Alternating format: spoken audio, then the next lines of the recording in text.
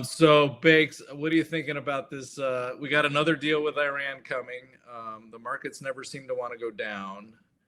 I did see a stat this morning from Schwab about something called a Schwab Trading Activity Index Okay, that news to just me. dropped to 50.1. That indicates that there's a rotation out of high tech beta individual names and into low beta ETFs. So retail is starting to get the joke. We'll see if we'll see if the big money managers start to get it here anytime soon. Yeah, I don't know what they're looking at because I'm looking at the SMH, scream the new highs. Unbelievable. After mea culpa, I said it was extended, and it was, and it is, and it can always get more so. And I think I put in Exactly. that disclaimer. It's way above the 200-day moving average, the most it's ever been. The breakout was on relatively low volume, which is what kind of gave me some pause. This is what I had planned to talk about, but since we're on it, this breakout. Yeah, I bought the September puts. I think 460s. Okay, no, September So I feels like got an time, eternity but away. yeah. But AMD's up, I don't know, 15% today. MU is up another 4% today.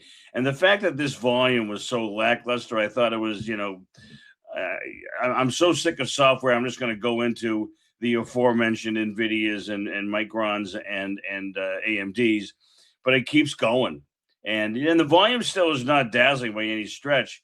But this is where people want to go for the time being. So I think at 500 or so, 39 points ago, I said it was stretch, and now it's become more stretch. I still can't buy him here. I just think it's too much of a love fest. Yeah. CNBC fed, but I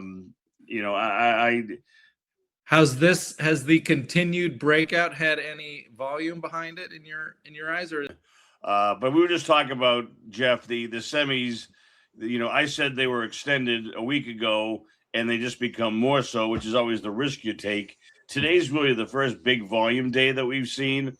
The breakout back here in April, a month ago, above 428 was on low volume, so I thought it was suspicious.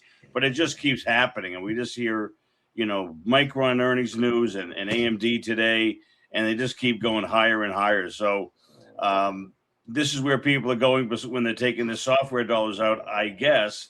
And this is becoming parabolic-esque, and we'll see how it corrects. But as of today, they like it. And as far as one of the things I wrote at the top of my sheet was, there's no headline that's going to surprise me anymore.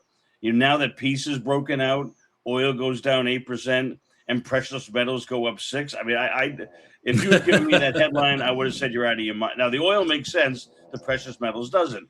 So, I've thrown my newspapers away, and I'm just looking at charts and trying to make money, and that's working out better for me. Well, and look, I mean, the semis are sucking the oxygen out of the room, right? And this is, cliches aside, this is history repeating pretty much verbatim. Steve, you and I are old enough to remember. I mean, this was kind of the late 90s, where if you didn't own Cisco, Intel, and the like, you kind of just felt like a putz at the party. Everyone talks about the dot-coms, but the semis, Intel just took out the highs from 1999. Literally just took them out just a couple weeks ago. They sucked the oxygen out of the rest of the tape. It's a nice bull market. We're making new highs, and it's not quite as narrow as it seems. Amazon has just been an absolutely gorgeous looking machine going up every single day. That's beautiful. Well, so how much are you going to bitch about it? But it's like, it's, so great. You make a nickel on Amazon, and you're watching everyone else make 25% on Intel. It's kind of where the volume is going, and what are you gonna do about it?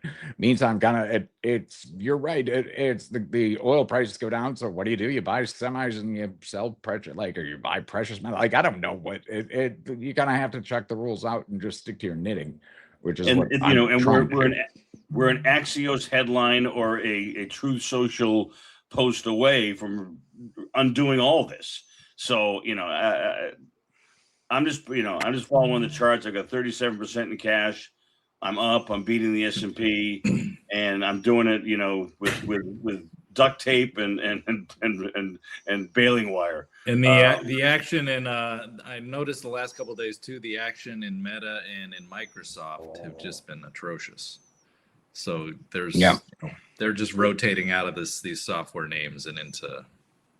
Yeah. Well, you're absolutely not getting paid to be patient, and you're falling No. so far behind kind of No. the Joneses. You know, I mean, it's That's whatever why actually everybody's people are chasing. doing or the indices are doing. You know, we're at the point in the market where all three of us for sure have buddies who are know nothing about the market, just do this as hobbyists and are up 75% for the year because they just bought a bunch of chip stocks because the government took them over. You know, which is just like, holy crap, you know, bang your head on the table because I think I skipped that class. Yeah, I didn't know when they taught that. So yeah, they don't teach it because it's just kind of embarrassing. But the you know, that's where we are. I don't know. It's you can fight it, but there's no real point in fighting these. Fighting the market is you know is tugging on Superman's feet. Yeah. Hi, I'm David Maris. If you like what you just heard, we've tracked every single pick we make on the show, every ticker, every thesis, every entry price, over 1,100 picks and counting. We put it together in a free report with our top 10 performers, the reasoning behind each one, and a preview of our full dashboard. If you want access, the link is in the description.